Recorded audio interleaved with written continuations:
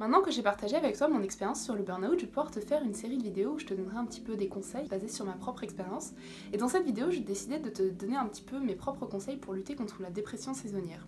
Alors pourquoi je fais le lien entre le burn-out et la dépression saisonnière? C'est tout simplement parce que justement à cause des troubles liés à l'hiver, le risque de burn-out est beaucoup plus fort à cette saison. Cette vidéo te concerne tout particulièrement si toi-même tu es sujet à la dépression saisonnière, mais il faut savoir que la dépression saisonnière c'est un cas assez extrême, c'est dès le moment où c'est récurrent pendant plusieurs années de suite et généralement à la même période, et surtout que ça nous empêche vraiment de vivre et de continuer sa vie normalement. Même si t'es pas forcément touché par la déprime saisonnière, il faut savoir que tout le monde souffre d'une baisse de morale et notamment d'une fatigue un peu accrue pendant l'hiver, donc cette vidéo peut quand même te parler et te donner quelques astuces, quelques idées pour lutter contre ça. Pour ma part, la principale façon dont la dépression saisonnière se manifeste, ça va être surtout la fatigue matinale, c'est-à-dire le sentiment de se réveiller chaque matin exténué et de ne pas réussir à récupérer la nuit. Donc le problème avec ça, c'est que du coup sortir de son lit le matin, se bouger pour faire ce qu'on a à faire dans la journée et puis réussir à sortir de chez soi devient extrêmement compliqué. La deuxième chose que j'ai remarqué, c'est que ma motivation et mon intérêt pour les choses que j'aime habituellement descend énormément.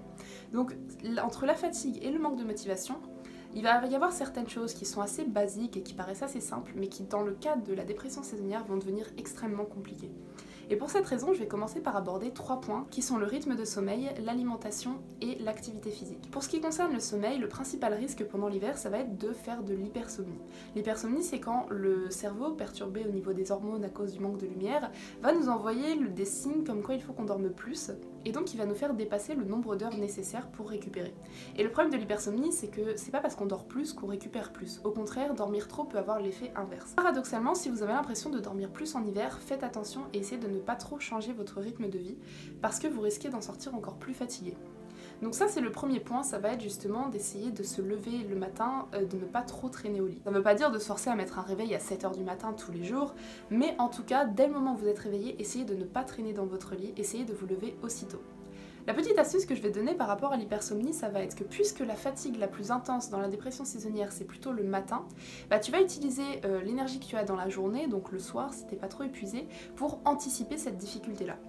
Tout simplement, ça va être de préparer tout ce que tu as à préparer le matin la veille au soir. Donc ça va être tes vêtements, ton sac, tes affaires, surtout bien organiser ce que tu as à faire, écrire tes objectifs pour commencer déjà à te mettre dans l'état d'esprit de ce que tu devras faire le lendemain, mettre ta table pour le petit déjeuner, bref, essayer de t'arranger pour avoir le moins de choses à faire le matin. La raison pour laquelle je te conseille ça, c'est que cette fatigue matinale a 2 effets. Le premier évidemment, c'est que tu as plus de mal à sortir de ton lit, donc moins t'en as à faire et plus ça va être motivant. Et la deuxième, c'est aussi tout simplement qu'en hiver, le matin, on est beaucoup plus lent.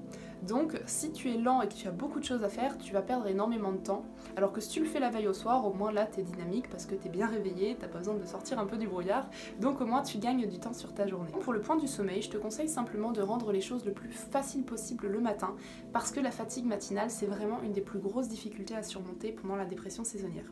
Donc simplement, la veille au soir, même si t'en as un peu marre, tu as de l'empathie pour le toi du lendemain matin parce que ça va être encore plus dur à ce moment-là, donc essayez d'anticiper un maximum. Donc comme je te l'ai dit, préparer tout ce que tu peux préparer la veille et surtout bien organiser ta journée la veille, déterminer tes objectifs pour pas avoir besoin de trop réfléchir le matin. Ça va te permettre un petit peu d'éviter le problème du manque de motivation en faisant les choses de manière un peu automatique le matin, en faisant juste ce qu'on a à faire sans réfléchir, sans se poser de questions. Le deuxième point ensuite, c'est donc l'alimentation. Parce qu'en hiver, tout simplement, on est beaucoup plus attiré par les aliments chauds, gras, plutôt sucrés, ou des plats qui vont pas forcément nous apporter des vitamines, des plats crus, des fruits, etc. Et le problème, c'est que c'est une alimentation donc qui est moins énergisante. Alors c'est assez naturel évidemment d'être moins attiré par les fruits et les crudités pendant l'hiver, mais il faut essayer de résister contre ça et essayer de manger un maximum de fruits et légumes, si possible de saison bien sûr, même si on en a moins envie. Donc ça c'est la première raison, c'est que tout simplement on est moins attiré naturellement en hiver. Mais l'autre raison pour laquelle j'insiste particulièrement là-dessus, c'est tout simplement parce que comme notre motivation baisse et notre morale aussi, ça aussi ça va jouer sur notre tendance à vouloir manger plus sucré, moins bon pour notre santé, et donc à aggraver les choses, parce qu'on a moins de motivation, donc on cuisine peut-être un petit peu moins, et on a moins envie de faire d'efforts pour notre santé quand on n'a pas trop le moral, tout simplement. Là-dessus le conseil, finalement c'est un peu le même que tout le temps, ça va être tout simplement de réfléchir à ses repas à l'avance, voire même les préparer un peu à l'avance, et toujours acheter un maximum de fruits et légumes de saison pour que ce soit plus facile si on les a déjà dans son frigo, de pas trop acheter de choses sucrées pour éviter la tentation. Mais vraiment le point sur lequel j'insiste, c'est qu'en hiver c'est beaucoup plus dur, donc il faut se faire un peu plus violence par rapport à l'alimentation malheureusement. Le troisième point, ça va être donc l'activité physique. Alors l'activité physique, c'est un petit peu compliqué en hiver parce qu'on est moins motivé, en plus il fait nuit plus tôt, donc par exemple si vous allez à la salle de sport, il y a de très fortes chances que vous en ayez bien moins envie en hiver. Donc il y en a pour qui ça va pas poser de problème et vont réussir à garder leur routine sportive habituelle. Mais si vous souffrez réellement de dépression saisonnière, il y a de fortes chances que vous ayez beaucoup de mal. Et là ce que je vous conseillerais, c'est tout d'abord d'être doux avec vous-même et d'être à l'écoute de vous-même. Parce qu'effectivement, si vous vous forcez jusqu'à l'épuisement, ça va pas forcément avoir les bienfaits espérés. Donc essayez si possible de faire autant de sport que possible, ne pas en faire plus, mais essayez de ne pas trop en faire moins. Mais si vraiment il y a des séances où vous ne vous sentez pas capable d'y aller, mon conseil ça va être tout simplement de remplacer votre séance de sport par 1 heure de marche en extérieur, si possible dans la nature. En gros, l'idée c'est que si jamais il y a des séances où vous vous sentez épuisé, vous n'avez vraiment pas envie d'y aller et que vous ne vous sentez pas de vous forcer, c'est pas grave, vous avez le droit, soyez pas trop dur avec vous-même. Mon conseil c'est d'essayer de maintenir sa routine sportive le plus possible et que si vraiment il y a des jours où c'est pas possible, au moins remplacer par de la marche. Ne surtout pas céder à la tentation de rentrer chez soi plus tôt, de traîner dans son lit, etc. parce que le fait de bouger, ça va stimuler la production d'hormones qui va vous dynamiser. Et en plus, l'intérêt si vous allez faire de la marche à la place, c'est que vous êtes en extérieur, donc vous luttez contre la dépression saisonnière en vous exposant à la lumière naturelle. Et justement, cette question de ne pas trop forcer, etc., de ne pas vouloir à tout prix maintenir son programme sportif quand on sent que c'est pas possible, ça me mène vers mon quatrième point qui va être l'acceptation. Le problème si vous souffrez de dépression saisonnière et que vous essayez de lutter parce que vous vous dites que c'est simplement que vous n'avez pas assez de volonté, vous allez vous épuiser, vous allez vous considérer comme votre propre ennemi, et à force de lutter, non seulement ça va pas forcément marcher, donc ça va jouer sur votre estime de vous, en plus vous allez vraiment vous mettre à culpabiliser, à vous sentir mal, donc vous allez ajouter aux symptômes physiologiques des symptômes psychologiques. Et alors là, c'est là que vous risquez le plus d'entrer dans un état dépressif en hiver. Donc pour éviter ça, vraiment ce que je vous conseille c'est ralentir, accepter la situation. Puisque les journées sont plus courtes en hiver qu'en été, on va accepter d'en faire peut-être un peu moins en hiver, de ralentir, de prendre plus le temps et d'en faire un petit peu moins. Et surtout ne vous remettez pas en question, ne vous dites pas que vous êtes nul, que vous êtes faible, juste parce que voilà, vous n'arrivez pas à vous lever le matin. Au contraire, cherchez simplement des solutions douces comme celles que je vous propose dans cette vidéo. Donc pour résumer ce quatrième point, ça va être simplement d'être attentif à soi-même et d'accepter la situation. Et comment faire pour être attentif? En fait, ça va être simplement d'essayer de repérer la dépression saisonnière le plus rapidement possible. Et je pense que le premier symptôme qui doit alerter, le premier symptôme qui est facile à reconnaître, c'est simplement la perte d'intérêt et de motivation pour les choses qu'on aime.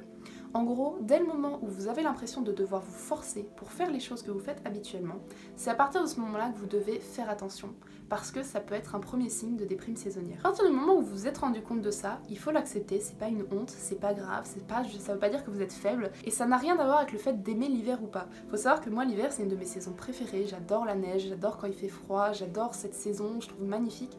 C'est une saison qui m'inspire beaucoup. Donc même si vous vous dites je peux pas souffrir de dépression saisonnière parce que j'adore l'hiver, sachez que ça n'a rien à voir. Sinon je n'aurais rien à faire dans un pays en Scandinavie si je n'aimais pas l'hiver. Et pourtant j'y suis très sujette. 3 choses essentielles, reconnaître la dépression saisonnière le plus vite possible grâce à la petite astuce que je viens de te donner. Deuxièmement, l'accepter et ne pas le voir comme une faiblesse ou comme quelque chose de négatif. Je veux dire, c'est quelque chose qui ne dépend pas de votre volonté, donc accepter la situation. Et troisièmement, essayer de ne pas culpabiliser, essayer d'adapter son rythme, ralentir s'il le faut, pour ne pas rentrer dans le cercle vicieux de la culpabilité. Ralentir et ne pas culpabiliser, ça peut paraître beaucoup plus facile à dire qu'à faire, mais c'est pour ça qu'il ne faut surtout pas négliger cette deuxième étape qui est celle de l'acceptation. Parce que si vous acceptez la situation, du coup vous allez être à même de pouvoir revoir vos attentes de vous-même à la baisse, donc réduire votre nombre d'objectifs quotidiens, réduire peut-être le nombre d'heures de travail que vous effectuez chaque jour, réduire vos nombres de tâches, et simplement, voilà, vous savez que vous êtes sujet à la dépression saisonnière, pendant l'hiver vous allez accepter d'en faire moins, donc de fixer moins d'objectifs journaliers tout simplement. Pourquoi c'est super important d'en attendre moins de soi-même? Parce que si vous laissez la barre aussi haute en été qu'en hiver, mais qu'en hiver vous n'arrivez pas à l'atteindre, et bah c'est là que tout simplement vous allez vous sentir mal. Le cinquième et dernier point que je vais aborder dans cette vidéo, ça va être tout ce qui touche un peu aux activités et à l'organisation de la journée. Donc ce point-là va sûrement moins vous concerner si vous êtes étudiant ou salarié, ou du moins que vous ne gérez pas vous-même votre emploi du temps, mais vous pouvez tout de même prendre ces conseils pour votre temps libre, vos vacances, vos week-ends, etc. pendant l'hiver. Premièrement, en ce qui concerne l'organisation de la journée, je vous conseillerais d'organiser vos journées de façon décrescendo, c'est-à-dire de faire les tâches les plus lourdes, les plus difficiles et celles qui vous demandent le plus de volonté en début de journée et aller progressivement vers les activités les plus faciles. Pourquoi faire ça particulièrement en hiver? Tout simplement parce que comme le soleil se couche tôt, il faut prendre en compte que la luminosité va baisser au fil de la journée et que plus il fera sombre, plus ce sera difficile. Donc l'idéal ce serait d'arriver vers 16-17 heures à partir du moment où la lumière baisse à s'être débarrassé de toutes les choses difficiles parce que dès le moment où il fait nuit, c'est là que tout devient beaucoup plus dur. Et donc à partir du moment où il fait nuit, si vous avez réussi à vous débarrasser de toutes vos tâches, c'est vraiment l'idéal. Et à ce moment-là, vous allez avoir du temps libre. Et donc, comment organiser ce temps libre? Qu'est-ce que vous pouvez faire en hiver justement pour lutter contre la dépression saisonnière? Pour cette dernière question, c'est là qu'il va falloir agir de manière un petit peu contre-intuitive, parce que généralement, à ce moment-là, vous avez qu'une envie, c'est de vous mettre dans votre lit et de traîner et de faire généralement des choses qui vont pas être très bonnes pour vous, comme notamment traîner sur les réseaux sociaux, traîner sur Facebook, etc. Sachez qu'il y a un petit peu deux façons d'être sur Internet. C'est soit vous y allez machinalement parce que vous n'avez pas le courage de faire autre chose, mais vous y cherchez rien en particulier. Soit vraiment vous vous accordez un temps pour ça en vous disant bon bah voilà, je m'accorde une demi-heure pour regarder un peu ce qui se passe, pour répondre à mes messages, pour regarder une vidéo sur la dépression saisonnière. Si vous faites les réseaux sociaux un peu de la même manière qu'on peut traîner devant des émissions télé, etc., c'est-à-dire de manière très passive et juste parce que vous avez le courage de rien faire d'autre, sachez que même si vous avez l'impression de vous reposer, à ce moment-là, votre cerveau dépense encore de l'énergie. J'en viens un petit peu à la question que j'aborderai dans une prochaine vidéo, ça va être quelles sont les activités qui nous ressourcent et quelles sont les activités qui peuvent être un peu trompeuses, nous donnent l'impression de nous reposer alors qu'en fait elles nous fatiguent encore plus. Donc pour ce dernier point, je vais pas trop l'approfondir ici, je vous dirais simplement d'essayer de vraiment vous poser la question, est-ce que telle activité me fait du bien ou est-ce qu'au contraire elle aggrave les choses? Et donc si tu ne sais pas trop quelles activités peuvent être vraiment reposantes et ressourçantes et que tu as l'impression que quoi que tu fasses de ton temps libre, ça te fatigue, sache que je prépare une vidéo express sur ce sujet. Mais en attendant, si je devais résumer ce dernier point, c'est donc d'essayer de faire un maximum de choses difficiles pendant le temps où il fait jour dehors, donc en début de journée et si possible de façon décrescendo parce que c'est difficile d'estimer sa motivation quand on souffre de dépression saisonnière et elle peut diminuer beaucoup plus vite qu'on ne le pense. Et d'ailleurs surtout ne pas se surestimer, rester à l'écoute de soi-même. Et le soir, ne pas céder à la tentation de se coucher trop tôt et de traîner dans son lit. Essayer de se rendre compte si les activités que l'on fait de notre temps libre ont tendance à plutôt nous épuiser ou nous faire du bien, pour ne pas risquer justement de s'épuiser encore plus là où on est censé se reposer. J'espère que cette vidéo a pu te donner quelques idées, t'apporter quelques solutions, même si elles sont finalement assez simples. Peut-être que comme c'est un petit peu contre-intuitif pendant l'hiver, ça a pu t'éclairer un peu et te donner des idées pour agir et pour lutter contre la dépression saisonnière. Sache en tout cas que cette vidéo, tu prends vraiment ce qui est bon à prendre et si tu ne te sens pas vraiment concerné par certains points, c'est pas grave, je prétends pas avoir le savoir absolu sur la solution miracle contre la dépression saisonnière, c'est simplement je me base sur mon expérience, donc un peu avec mon profil, donc ça ne s'appliquera sûrement pas à tout le monde. En tout cas voilà, prends ce qui est bon à prendre pour toi, surtout n'oublie pas de ralentir et d'être à l'écoute de toi-même. Je te souhaite une très belle journée, je te dis à très bientôt.